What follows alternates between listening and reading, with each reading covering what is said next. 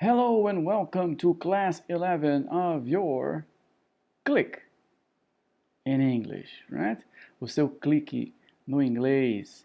In this class, we're going to see the first of two classes about modal verbs. Yes, modal verbs are very important verbs in English because they're going to help you understand, right? As I always say, understand better and then speak better, right? English. Be more confident about your English, okay? Why do I have these two balloons? Because modal verbs are associated to ideas in English, right? When you do this, when you associate each modal verb, can, could, may, might, with an idea in English, the moment you see the verb, for example, can, you're going to associate it to an idea, ability. And then you don't translate because the problem with modal verbs is that the translation is not very accurate. Sometimes you get the same verb in Portuguese and two different ideas, two different modal verbs in English. Okay? So my recommendation for you is that you should associate each modal with an idea. Because when you thought about it, you would know which modal to use.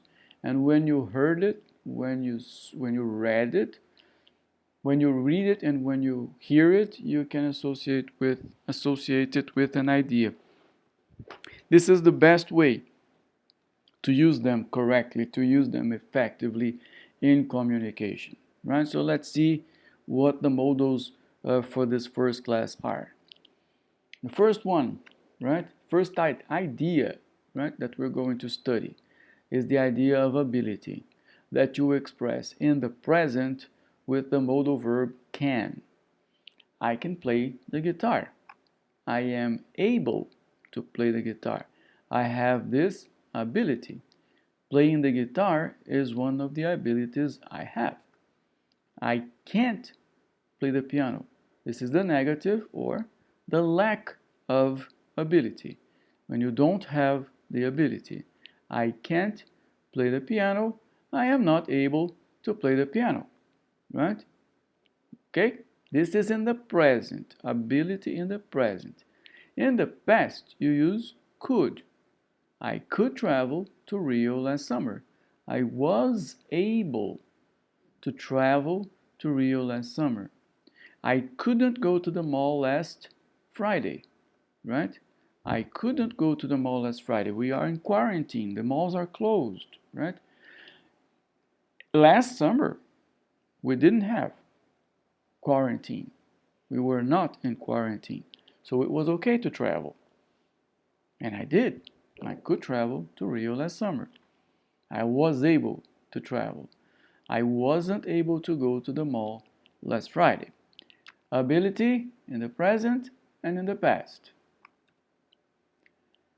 How can I ask questions? Just like you ask other questions in English, by inverting the position of the auxiliary verb. And modal verbs are a kind of auxiliary verbs. Okay? So, can you play the guitar? Could you go to the mall last Friday? Short answers. Can you play the guitar? Yes, I can. No, I can't. Could you go to the mall last Friday? Yes, I could. No, I couldn't. I, he, she, they, you, right? Any person. Okay? Any person. The same here, right? I could, she could, they could, we could, you could, right? The dog could, the tree could, right? If you can say that, right? About trees when you're telling a story.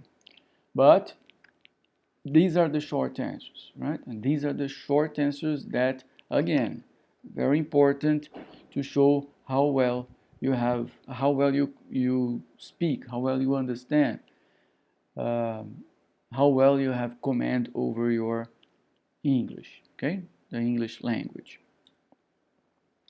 The second idea we're going to see today, possibility. How do I express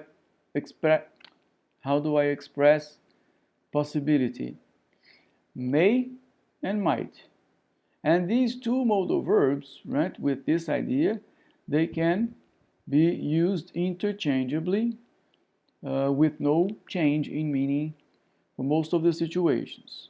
I may go to the party, I might go to the party, I don't know yet, I still have to talk to my wife, to my husband, to my partner, I still have to decide about it, I still have to ask my boss to leave work a little earlier, so it's a possibility, I'm not sure. Yes, I may go to the party or I might go to the party. In this particular idea, they are not used, right, for questions, right, in questions. In the negative, may and might, not. I may not go to the party, I might not go to the party, I have something to do at home, I still need to check, right, if I will be free, I still have to talk to someone, so I'm not sure. Could is another way to express possibility and is used like may and might. I could not go to the party. I'm not sure yet. Attention, it's the same modal verb, same spelling, but with a different idea. We had could as the past ability, right? And here it's could as possibility. Attention. Generally, when we use should, we're talking about a recommendation. Idea number 3 in this first class of modal verbs. Recommendation, should. Yes? Ability, can, could. Possibility, may, might, could. Recommendation, should. Should and ought to. Okay. Examples. You should get some rest. You look terrible. Okay? Ought to. You ought to get some rest. You look terrible. Ought to is more formal than should. Okay? More formal. But it is used. Not very common. Not as common as should, but it is used. Right? You can see it, you can read it, you can hear it. But it's not something people use on a daily basis. Right? Questions. Should I call an ambulance? The situation is a lot worse. Ought you to call an ambulance? The situation is a lot worse. You just invert for the question, right? And you invert the position of ought. Not ought to you, but ought you to call an ambulance. The situation is a lot worse. You can also say they are connected to the idea of advice, right? Giving advice or asking for it, like in the song, should I stay or should I go? What do you think? Right? Should I stay? Should I go? I don't know what to do.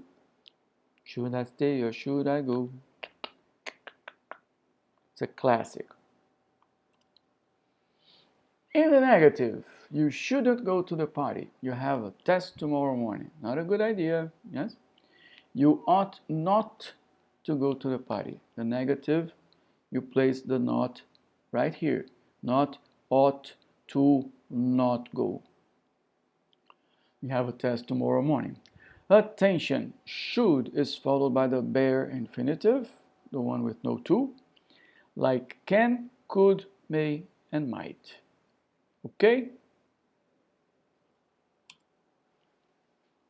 To be continued. So this is the first class about modal verbs. We saw the idea of ability, can in the present, could in the past. The idea of possibility with may, might, and could. The idea of recommendation and advice with should and ought to. Okay? When we come back for class number 2, we're going to see more modal verbs. Okay? I separated them in 2 classes because I wanted to give you the chance to concentrate on exercises about the ideas and the modals that we studied in the first one, then become confident about these to proceed and go to the second class and then do exercises about the other set of modal verbs. Okay, I thought it was better. All right, see you in class 2.